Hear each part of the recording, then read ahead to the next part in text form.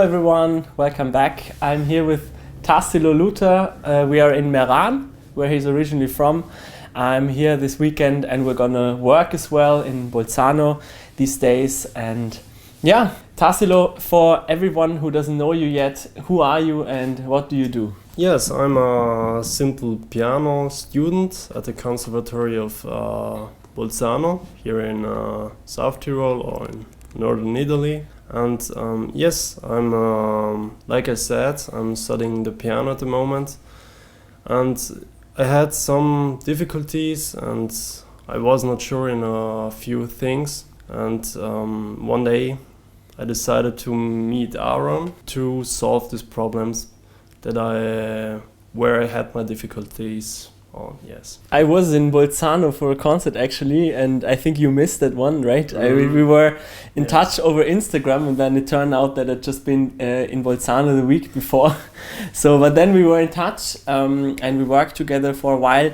How have you started playing the piano? Because I think your family is also not musicians, right? No. And has that been for you? Like, how did you decide one day, okay, did you just wake up in the morning and say, okay, I want to be a musician? Or how have you started to become that wish? Yes, it's not that difficult to tell. My mom played the piano when she was a child. And yes, when I was a child, she thought it wouldn't be that bad to start the piano as a hobby. Yes, but then it began to become a more professional hobby, to play it more like a virtuoso. And yes, and then I decided to make it like a work, to do it more professional. And that's why I decided then to study the piano. And you are not just a pianist, but you also play the organ. Mm-hmm. How is that for you? I mean, the touch and all the way you produce the sound, right? The organs is with pipes, the piano is with strings and hammers. How quickly can you change from one instrument to the other? Because it's actually pretty different, right? And how do you deal with that you play both instruments on such a high level? It's a little bit weird because when I play the organ, there isn't a touch with the fingers. You simply press the keys, but the sound is always the same. Not like with the piano when you press the key in some way, that the sound becomes different. Yes, sometimes when I practice from the organ to the piano or from the piano to the organ, it's a little bit weird because sometimes I need a while to get used to have this kind of touch of the instrument. For example, when I play the organ and then sometimes later, for example 1 hour later, when I play the piano, it's weird to play the piano again because I have this other feeling to play the organ. I always need a little while to get used to it, to have this other touch. Because the touches of the one and the other instrument are different, but it isn't that difficult to get used to it again. What would you say, what is more difficult, if you play the piano and you then go to the organ, or you play the organ and you then go back to the piano? Yes, if you mean the touch or the way of playing, for example with the emotions, etc., it's harder to play from the organ to the piano. But I have to say that the organ is difficult for the pedals and the registers. There are some things that makes everything different. But yes, the piano isn't that simple as we think, only because there are not these pedals that are on the organ. Yeah, we have been working together for a while now already, for many months I think. Mm-hmm. And you've also been to Berlin, now I'm also here in Meran. What inspired you to get on some additional lessons? What do you think can be the use of that if you have different influences, if you're already on a very high level? Yes, I searched for improvements. I wanted to make improvements in a quick time, in not a long term of time, and I decided to make extra sessions with Aaron to make those improvements that I needed. Yeah, so for everyone out there also, it's important to notice that you can learn from everybody something. I mean, I also got that from my mentor, Lars Vogt. He always said, go everywhere, because from everyone you can learn something.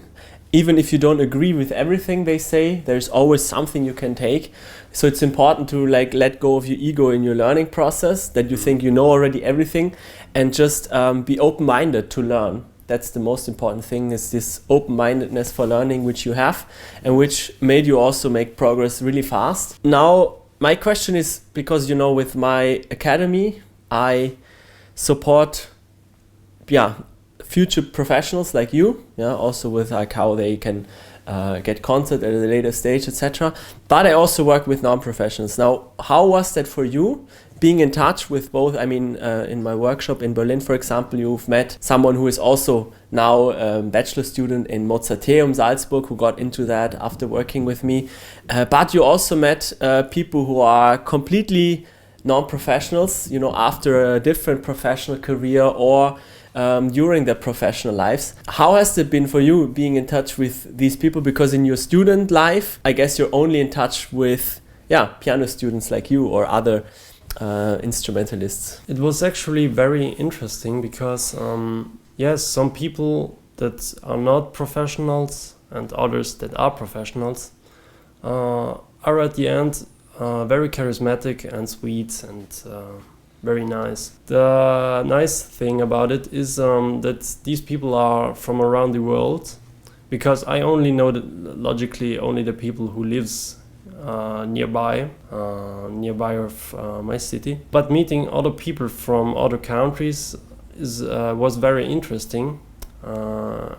Yes, and very open-minded. If they play good or not, that does not care, because at the end we all want to learn and make some progress.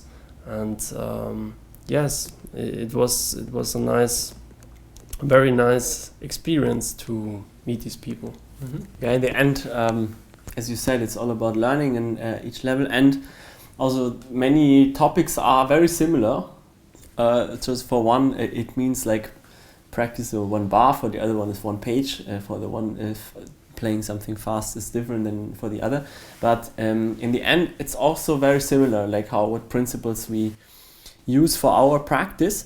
Now you're now studying the piano. What are your goals for the future as a musician? Like, where do you see yourself in 5-10 years from now? What do you hope for? I don't want to think too far ahead, because the world of the music is very big, and it has many challenges to make some points in this world. And yes, my future goals at the moment are to play some difficult piano concerts that I wish to play. For example, the Tchaikovsky piano concert with orchestra number 1. That would be my dream to play. And at the moment, it's all I want to achieve, and logically to finish my study at the conservatory. If I'm going to be a concert pianist or a piano teacher, it's a thing that I'm going to see in future. But I want to be optimistic, but not think too far ahead. Yeah, maybe one last thing, because here in Bolzano you're obviously working in person with your teacher. With me also in person, but mostly also online. Mm-hmm. What has been the main... is there any difference for you, and what has been the difference? And maybe what have been the key learnings for you since the last few months that we've been working together? Yes, logically there is a difference between playing in front of a person, in front of your teacher, or playing online and being tutored online. But yes, I must say that Aaron helped me a lot with the technique, to improve with the technique. I myself was very surprised that it worked that good online, because logically, when you have a computer or a smartphone in front of you, it's not like you have a person in front of you that tells you everything with some examples that you can see with your own eyes. So yes, I must say that sometimes there are some things that are difficult to comprehend. Yes, but Aaron organized everything very well with the Facebook group or with the videos on his website, where you can always see and re-watch the things that you have not comprehend. So it's very good to see what you can do online, even if the person is not in front of you. Yeah, cool. No, it has been a great journey so far, and we will see where we can take you in the next months. And yeah, thank you for being here, and thank you for being my guest here on YouTube, and thank you for watching as well. If you also want to be mentored by me like Tassilo, or just be in touch for a few questions, we can find out together if and how I can help you if you just apply at aaronpilson.com/academy. Just fill out this short form and I'll be in touch with you in the next days. Otherwise, don't forget to like and subscribe to the channel, and we see each other in the next video. Bye bye. Bye.